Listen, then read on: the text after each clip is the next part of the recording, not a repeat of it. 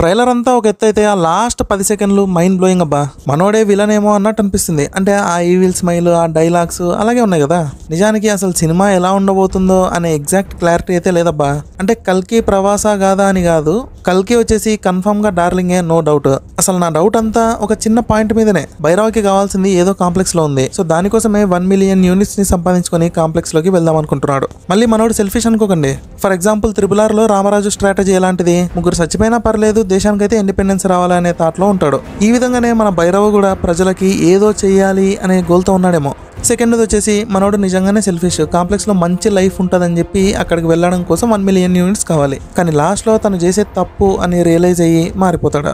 ఈ బొంగులో డౌట్ ని సినిమాలో చూసి క్లారిఫై చేసుకుంటా. ఇంకా మన అశ్వత్థామ దీపిక మీద చూపించే కేర్ అయితే వేరే లెవెల్ అబ్బా. తన కడుపులో దైవం ఉందని మనోడు నమ్ముతున్నాడు. అందుకే ఈ షాట్ ఎక్సలెంట్ గా చూపించాడు. తన ప్రాణం పైన పర్లేదు, దీపికను కాపాడాలనే ఉన్నాడు. అందుకే మిసైల్ ని కూడా లెక్క చేయకుండా తన చేతులతో పట్టుకొని ఇస్సిరు కొడతాడు. యాక్చువల్ గా కడుపులో ఉన్నది దేవుడా కాదా అనేది సెకండరీ. ఈయనకి ఏదో రిగ్రెట్ ఫీల్ అవుతున్నాడు. సో అట్లీస్ట్ ఈ పని చేయడం వల్ల అయినా కొంచెం తగ్గుతుంది అనే దాంతో ఉన్నాడు. ఇప్పుడు VFX విషయానికి వస్తే టాప్ నాచ్, ఎక్సలెంట్ అంతే. అసలు బుజ్జిని ఏమన్నా చూపించారా? కొంచెం కూడా గ్రాఫిక్స్ అన్నట్టు లేదు. సేమ్ ట్రాన్స్ఫార్మర్స్ VFX లాగే అనిపించింది. అందుకేనేమో సెన్సార్ బోర్డు వాళ్ళు తోపు తురుమన్నారు సినిమాని. ఇంకా కమల్ హాసన్ విషయానికి వస్తే అస్సలు ఎక్స్పెక్ట్ చేయలేదబ్బా ఈ విధంగా ఉంటాడని. ఈ విధంగా చూపిస్తారని. మామ ఫేస్ చూస్తుంటేనే తడిచిపోతుంది. ఇంకా మామ ఏం చేస్తాడో అని తెలిస్తే చచ్చిపోతామేమో. యాక్చువల్గా కొన్ని సోర్సెస్ అయితే సినిమాలో Mahabharatam scenes heart of the film అని చెప్తున్నాయి అబ్బా. కానీ ఒక డౌట్ అయితే కొడుతుంది. ట్రైలర్లో అమితాబ్ బచ్చన్ ఈ లుక్లో బాగా కనిపించాడు. సో సినిమాలో కూడా ఇదే సాటిస్ఫాక్షన్ ఉండాలి అని కోరుకుంటున్నా. అంటే ట్రైలర్ చిన్నది కదబ్బా, సో ఆ ఫేస్ అనేది కొంచెం సేపే కనిపించింది. అండ్ అంత క్లియర్గా కూడా లేదు, అలా అలా కనిపించింది అంతే. కానీ కనిపించినంతసేపు మంచి సాటిస్ఫాక్షన్ ఇచ్చింది. అదంతా గ్రాఫిక్స్ రా అన్నట్టు లేదు. కానీ సినిమాలో ఇదే ఫేస్ ని ఇంకా క్లియర్గా ఎక్కువసేపు చూసే ఛాన్స్ ఉంది. అప్పుడు కూడా ఆ లుక్ తో సాటిస్ఫై అవుతాము అనే కోరుకుంటున్నా. సర్లే కానీ ఇక్కడ ఏనుగుని అంత క్లియర్ గా చూపించారు. ఎందుకు అర్థమైందా? దీని పేరు అశ్వత్థామ. ఏం లేదబ్బా, ద్రోణాచార్యుని బ్యాటిల్ ఫీల్డ్ లోకి రప్పించి చంపేయడానికి ప్లాన్ వేసింటారు అనమాట పాండవులు. దానికోసం భీముడు అశ్వత్థామ అనే పేరు గల ఏనుగుని చంపేస్తాడు.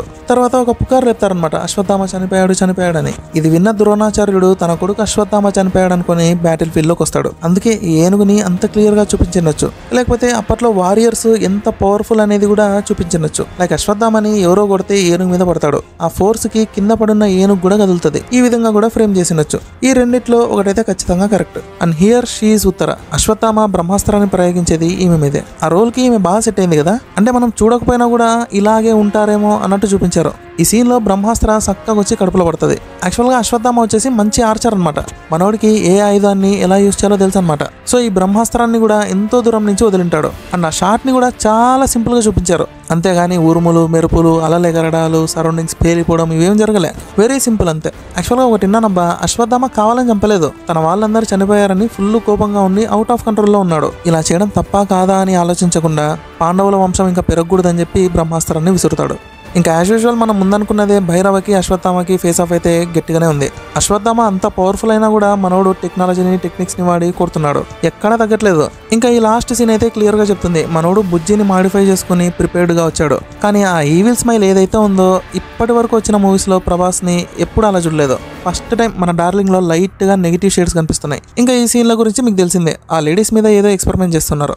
ఏదో కదలే, అన్బార్న్ బేబీస్ ఉంటారు కదా, మనం విక్రమ్ బాబాయ్ యంగ్ గా మారడానికి ఆ బేబీస్ నుంచి ప్లాస్మా తీసుకుంటుండొచ్చు. ఏంలే, ఇంకా యంగ్ గా మారిన తర్వాత ఏం చేస్తాడో తెలుసా?